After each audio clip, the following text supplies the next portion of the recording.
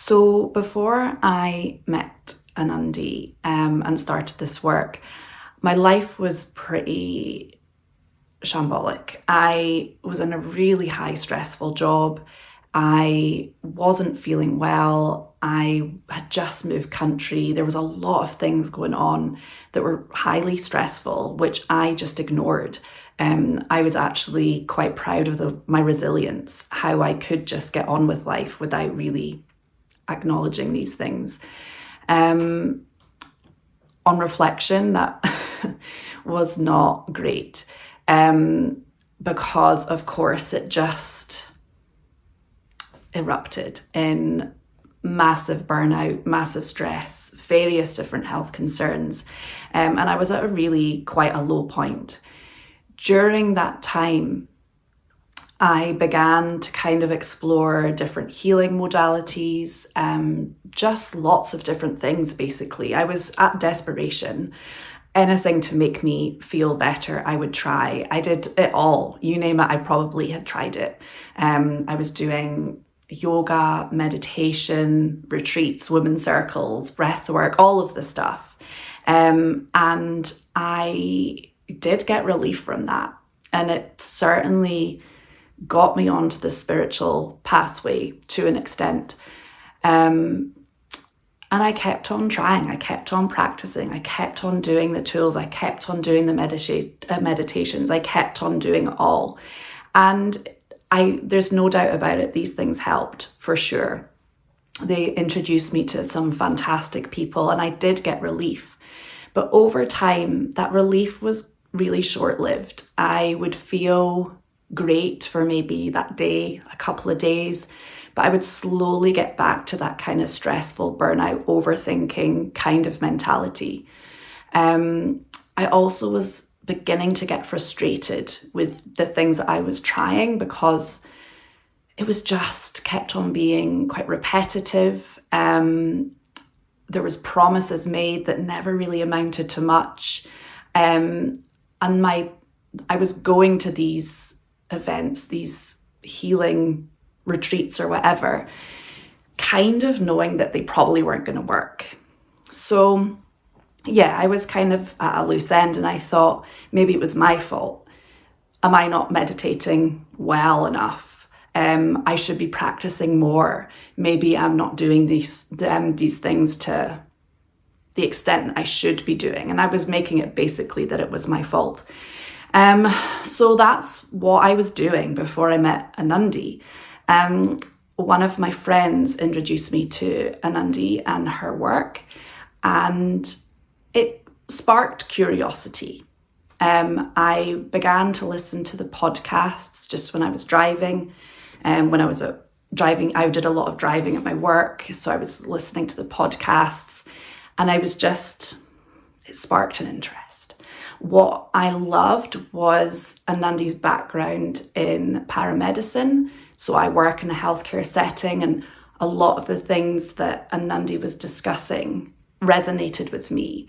I could see the patterns of what it was like working in those kind of high stressful environments and what that potentially could be doing to my system, perhaps.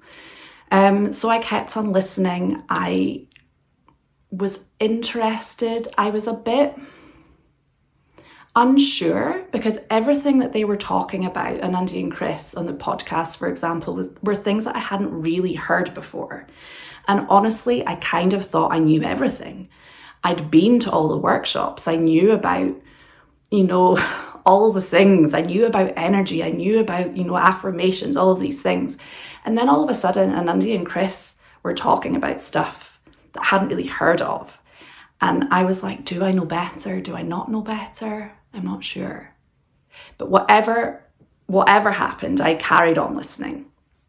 And I went to an event with my friend. And honestly, I don't know what I felt. Looking back, I just felt massively calm. But I still wasn't sure because it was so different. Everything that they were teaching, Anandi, all the work, it was so different, completely different to what I had done before. So in a way, I don't know if I trusted it because it was so different. But for whatever reason, I carried on because there was something. There was something there. So I carried on listening. I carried on watching YouTube. I just carried on. I tried to go as many in-person events as I could. And I still wasn't sure. It took a while. And looking back now, it seems ridiculous, but I'm just being honest. And a lot of people would talk about how you could feel Anandi's presence when she walked into a room. And honestly, I didn't get it. I knew there was something about her, but I didn't feel that. I didn't get those feelings. I was hearing all these stories and I just didn't understand. And again, I was like, maybe it's not for me. Maybe I'm not good enough for this work. I don't know. But then I kept on coming. And I don't know why, I just kept on. There was something there, and I think it was because it was so different. And when you are on this pathway, it's so undiluted. It's so unfiltered. This is coming so directly. It is extraordinary. And there was a couple of things that happened that I knew that this was real. So over time, I began to experience what other people had been talking about, that when Anandi walks into a room, yeah, you can feel it. You can feel the energy 100%. At one point, Anandi just brushed past me. I don't even think she made physical contact with me, but a whole whoosh of almost electricity came into my body. And then one other, well, there's hundreds of other things I could talk about, but there's a few pivotal moments. I was sitting at one of the in-person events. I was sitting by myself because there was an uneven number of participants. So for whatever reason, I was sitting by myself, just being. I don't know, I was just sitting there. And I felt Anandi was close by. I have no idea what she did. She just wiggled her fingers, I don't know. And the energy that I felt within me was extraordinary. And I don't know what she did. I still won't know. And I desperately wanted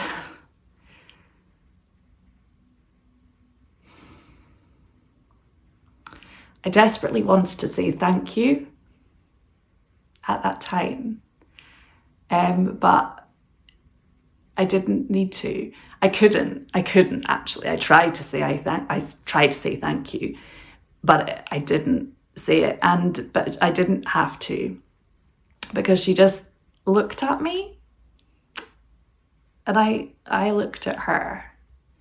And I don't know, smiled, maybe I did something. And there was just that acknowledgement. And I was just like, okay, you've got my attention now, undivided. So I joined the academy, and here I still am. Everything is so different in the academy. The techniques that you learn are like nothing else because they don't exist anywhere else. The support that you receive from Anandi and Chris and the community is enormous. There's also no real pressure. It's self-paced. You can go with the flow as much as you want. What I love about these techniques as well is that they're so simple, like weirdly simple. You don't have to revisit trauma. They're not complicated. There's no judgment of if you're doing it right or wrong.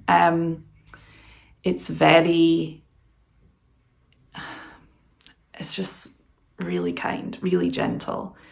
And this community is hugely supportive, hugely supportive. I've now moved back, so I no longer live in Australia. And I was very concerned that would disconnect me from the community. I would no longer feel part of it. I would no longer belong there. And I was wrong. I still feel very much part of the community, despite being on the other side of the world. The time difference, it's a little bit frustrating at times, but that's okay. There is always someone there to help you, to practice with. And it's just like no other community that I've ever been part of. My ear is going, "Brr, brr." Is that you? Hello. So why have I stayed? Is the community. Definitely. What is my life like now? So I do these practices daily as much as I can. They're so portable. They're so portable. You can do them wherever. At work. Oh, for a minute there, I thought I'd forgot to press record. Thank goodness for editing. That's all I can say. You can do them wherever. You can do them wherever. So if you're at work and something stressful is happening, you just can do them and you'll get that relief. It's now part of what I do. I have a sore head. Before I'd probably be like, why have I got a sore head? I'll go get some painkillers. Now I have like more of an understanding, well, why could this be?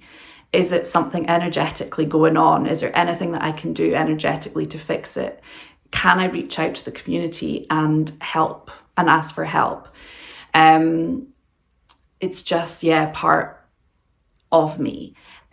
Differences in myself. Now it's really interesting because I think in the past, you'd expect these massive shifts to occur and so noticeable, but everything in this pathway is really subtle. Insofar that you don't actually think you've made any change at all until you notice the way you react to things are different, or the way you are with people is different. For example, I don't stress so much about little things. I listen more to people. I'm more present with people. My job's so much about communication, and before I was probably listening but not really listening. And that flows out to others. People around me have noticed that I'm different. I don't know, in a good way. Like things, have changed. I can't imagine what would have happened had I not found this pathway. It's extraordinary.